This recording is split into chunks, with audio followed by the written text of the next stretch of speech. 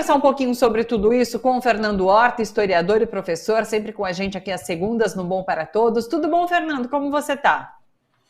Tudo bem, Thalita? Comigo melhorando, saindo de uma covidzinha que a gente pegou aí logo no início da volta às aulas, né? Então vocês que estão com os filhos voltando para o colégio, tudo, tomem cuidado se o filho está gripado, com febre, dá uma esperadinha, não manda. Você pode estar com vírus, em você pode não dar muita coisa, mas você manda para o colégio, passa para um coleguinha, o coleguinha passa para dentro de casa e acabei pegando. Meu filho mais velho pegou e peguei, mas sexta-feira já deu, né?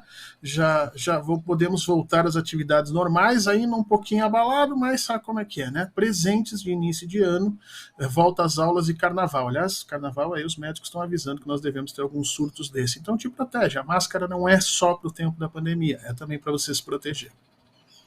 Se proteger e se vacinar, né, Fernando? Também bastante importante. As crianças podem e devem se vacinar, então vamos levar a filharada toda para se vacinar contra a Covid, isso é importante também. Fernando, bom, essa fala de Lula dividiu opiniões. Não sei se há uma falsa controvérsia, inclusive, foi criado aí uma celeuma por conta dessa fala de Lula. Quero te ouvir, quero ouvir a sua avaliação. Achei uma fala importante, necessária, forte, corajosa, mas quero te ouvir sobre a fala e sobre o timing dessa fala e sobre, claro, as reações a ela, Fernando. O presidente Lula acerta. O presidente Lula é talvez um dos poucos líderes mundiais que realmente está empenhado em deter o genocídio, nós temos que dizer isso. A comparação entre o que ocorre na Palestina hoje e o que ocorreu no Holocausto é uma comparação óbvia que vem à mente de todos aqueles que conhecem a história do século XX, que conhecem o que foi a brutalidade que foram as ações de Hitler contra os judeus e que estão hoje recebendo todas as informações diárias que nós temos da quantidade de crianças e mulheres mortas em Gaza, assassinadas, atacadas dentro de hospitais, dentro de ambulâncias, sofrendo ataques de atiradores de elite. Então, é uma comparação óbvia. Agora, essa comparação não teria sido feita se Netanyahu tivesse, desde o início, aceitado que essas são ações que não devem ser tomadas. Quer dizer, você começa a iniciar um processo de argumentação que vai chegando a essa comparação, que é sim dolorosa, que é sim e foi pensada para ser e para provocar essa celeuma, mas você só chega nisso quando os ouvidos da outra autoridade, especialmente daquela que promove a violência, continuam fechados. E Netanyahu, como alguns dos líderes mundiais, ele acredita piamente na tese do excepcionalismo do povo judeu. Os Estados Unidos acreditam nisso, né? O Hitler acreditava nisso na Alemanha. Para a construção dos Estados nacionais, em algum momento, os líderes dizem, olha, nós somos especiais, nós somos únicos, há alguma coisa conosco que não existe em nenhum outro lugar do mundo. Nos Estados Unidos é a doutrina do destino manifesto, que eles teriam sido escolhidos por Deus para governar uma terra entre dois oceanos. No caso dos judeus, é o Holocausto. Teriam sido, então, aqueles que carregariam a moral e a ética do século XX por terem sido o povo que mais sofreu e que, objetivamente, superou a violência máxima que foi feita contra ele, mas a verdade é que o genocídio não é uma questão nem contemporânea, Thalita. O genocídio começa na Idade Antiga e começa com europeus atacando africanos, diga-se de passagem. Os romanos começam a fazer isso contra as populações do norte da África, na época chamadas de púnicos. Desde lá, toda vez que nós temos uma discussão a respeito do genocídio, surge essa tese do excepcionalismo, como se nada pudesse ser comparado ao Holocausto, que seria o crime máximo. Realmente, quem estuda o Holocausto sabe da brutalidade que nós, aos poucos, vamos desvelando, porque digo para vocês que ainda uma série de coisas estamos aprendendo todos os dias, mas quem está vendo o que está acontecendo em Gaza está dizendo e sinalizando, estamos muito próximos daquilo que está acontecendo, com uma diferença.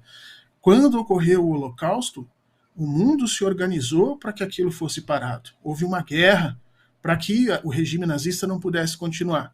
E nesse momento parece que há essa falsa dicotomia. Alguns acreditam que Netanyahu tem, por algum direito divino, a possibilidade e o direito de continuar matando crianças e mulheres palestinas.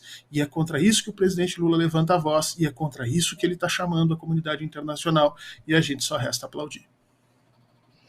A gente tem essa notícia agora trazida pela Mônica Bergamo, com exclusividade, de que o Brasil chamou para consultas o embaixador brasileiro em Israel. E mais cedo ele esteve acompanhado ali do chanceler israelense, ele foi convocado, né? Mas nessa situação o chanceler passa um pito ali no Brasil, né? Chama Lula de persona não grata. Qual o impacto? Há impacto geopolítico nessa situação? Porque o que eu vejo também chama atenção é que Israel faz essas críticas ao Brasil, mas nenhum outro país sai em apoio a Israel. Israel está completamente isolado neste momento. Exato. Existem três coisas para a gente sinalizar aí. A primeira é que, em termos diplomáticos, tá, você chamar um diplomata para prestar esclarecimentos é um sinal de aviso. Quando um governo está descontente com a postura de outros governos, esse costuma ser o aviso. Você chama e diz, olha, eu quero saber o que está acontecendo. No caso, o Netanyahu fez pior. O Netanyahu chamou publicamente, porque isso normalmente é feito de chancelaria para chancelaria, mas ele chamou publicamente o diplomata brasileiro para reprimendas. Ele disse isso, estou chamando ele para dar um pito, e isso não pode ser aceito. Porque o pito ao diplomata brasileiro é um pito ao povo brasileiro. E nenhum país tem o direito de vir aqui e dar um pito chamada ao povo brasileiro. Não existe isso. Faz bem o presidente Lula interromper essa palhaçada e foi uma aposta muito grande do Netanyahu e, como você mesmo sinalizou, ele está sozinho. Nem mesmo o governo norte-americano vai embarcar nessa história. Aliás, o lado brasileiro já recebeu o apoio de Putin, que ontem declarou que é uma condição sagrada que os russos têm de proteger os palestinos, recebeu o apoio dos chineses, que voltaram a dizer que a maior injustiça que ocorre desde o século XX é a forma como os israelenses tratam os palestinos. Portanto, de alguma maneira, o Sul Global e o BRICS começam a se organizar atrás dessa atitude corajosa do presidente Lula, que rompe com as amarras simbólicas que teriam sido criadas desde o final da Segunda Guerra, sobre as quais não se pode questionar as atitudes de Israel, porque há um excepcionalismo nas suas situações. Então, o que vale para o mundo inteiro não vale para Israel, porque por algum motivo eles são diferentes. O Lula rompe com essa premissa, protege o diplomata brasileiro, chama ele ao Brasil e estamos a um passo de ruptura diplomática com Israel. Qual seria a consequência disso? A consequência econômica externamente é muito pequena. O Israel, se não me engano, é a 55ª, 56ª economia a se relacionar com o Brasil, quer dizer, está lá embaixo na lista. Agora, o impacto para os serviços de segurança, especialmente Exército e as brigadas militares ao longo de todo o Brasil, vai ser muito grande, porque durante o governo Bolsonaro, Israel ganhou muitos desses contratos com empresas de segurança para guardar dados brasileiros, para oferecer serviços de espionagem, para oferecer serviços de vigilância, para fazer treinamentos, para vender armas, numa das relações que eu acho que a Câmara e o Congresso deveriam abrir uma CPI para investigar quais são as relações entre Israel e os setores de segurança brasileiro, porque eu tenho a impressão que vão sair coisas muito estranhas aí, inclusive de contratos com os estados e municípios. Esses contratos serão sim afetados, e talvez, Thalita, isso seja uma vantagem para o Brasil, porque a possibilidade de você interromper esses contratos, trazer à luz essa situação e verificar o que está acontecendo, seja um bônus dessa atitude geopolítica que o presidente Lula tomou. Só acho que o presidente... você falou em timing, o timing foi perfeito, o presidente tem que usar aquilo, só acho que o discurso que o presidente preparou podia ter sido um pouco mais informado. Do jeito que ele faz, fica parecendo que a opinião do Lula de que Gaza vive um genocídio que pode se assemelhar com o Holocausto, e não é a opinião do Lula, é a opinião de dezenas, centenas, talvez milhares de especialistas, é uma opinião embasada em fatos e fotos durante todos os últimos 3, 4 meses nós estamos recebendo, com certeza, né?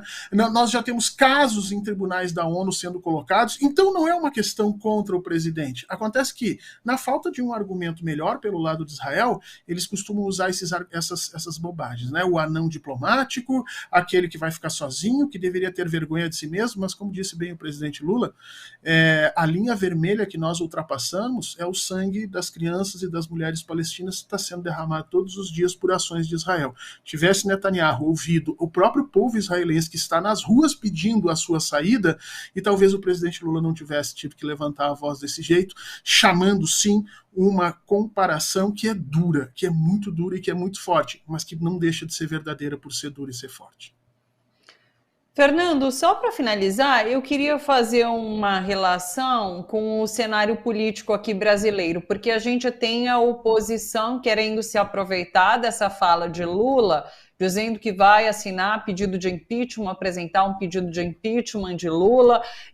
O próprio advogado de Bolsonaro, o Fábio Weingarten, publicou que vai fazer um chamamento ao embaixador israelense, inclusive aqui no Brasil, para que ele compareça no ato do dia 25 aí de fevereiro. Então, assim, como você vê que a direita ela pode usar esse episódio para ganhar força nas ruas? Como você vê o uso político desse episódio pela oposição? A fraqueza que a oposição está hoje diante da figura do presidente Lula. Quer dizer, eles não têm onde martelar o governo, né? Economicamente o governo se segura nesses primeiros meses, a disrupção que existe ali da relação entre Lula e Lira não chegou a afetar ainda grande parte do governo, há um acordo político que a gente julga que está mal parado, mas ele está contendo o processo da oposição e Bolsonaro vai se enfraquecendo sem ter efetivamente nenhuma tábua de salvação. Quando aparece uma situação dessa, você tenta majorar os efeitos disso para ganhar alguma compensação política. Penso que esse seria um enorme erro para a própria direita, que periga ver os seus atos esvaziados, tá? Porque o Bolsonaro tem que entender que ele tem apoio de estruturas neonazistas, e os neonazistas, eles são antissemitas e eles não aceitam efetivamente a posição de Israel. Então pode ser que o evento, inclusive, seja esvaziado se eles fizerem isso, né? E também coloca a diplomacia israelense numa situação ainda mais temerária, porque vamos lembrar que o embaixador já teve um contato com o Bolsonaro lá atrás, né, naquele momento em que houve toda aquela celeuma dele participando de oitivas. Aquilo não é o papel de um embaixador, e que naquele momento parte do governo e da esquerda pediram a expulsão do embaixador. Eu tenho a impressão que fica muito mais claro que o caminho que Netanyahu deixou para o Brasil é o rompimento das relações diplomáticas nesse momento. É algo duro, né, mas que talvez tenha uma série de benefícios circunstanciais para o Brasil nesse momento. E se o Bolsonaro embarcar nisso, eu tenho a impressão, para mim, Thalita, que ele vai estar dando mais um tiro no pé. Aliás, não sei se ele vai estar solto no dia 25, me parece que o STF deveria prendê-lo antes por todas as provas que nós já temos e evitar maiores situações. Mas, como dizia o Sun Tzu, né, quando alguém está cometendo um erro, a gente não deve atrapalhar. Deixa eles chamarem o embaixador israelense para a gente ver o caldo entornar. Dia 22, esse depoimento, a gente acompanha, então, se vai acontecer, se não vai acontecer, enfim, tudo que nos reserva esses próximos dias. Fernando, sempre muito bom te ouvir, muito bom começar a semana aqui com você, viu? Muito obrigado, uma ótima semana por aí, beijo grande. Obrigado, Thalita, um beijo para todo mundo e vamos, porque o ano finalmente, né, parece que passou aquele janeiro de 90 dias e agora nós tivemos um fevereiro de 15 dias e estamos prontos para começar o ano. Tá bom? Um abraço. Abraço, beijo, Fernando Horta, historiador e professor, sempre com a gente aqui às segundas. Ajude a financiar este canal, seja membro. Mande um Pix para canalfernandohorta@gmail.com.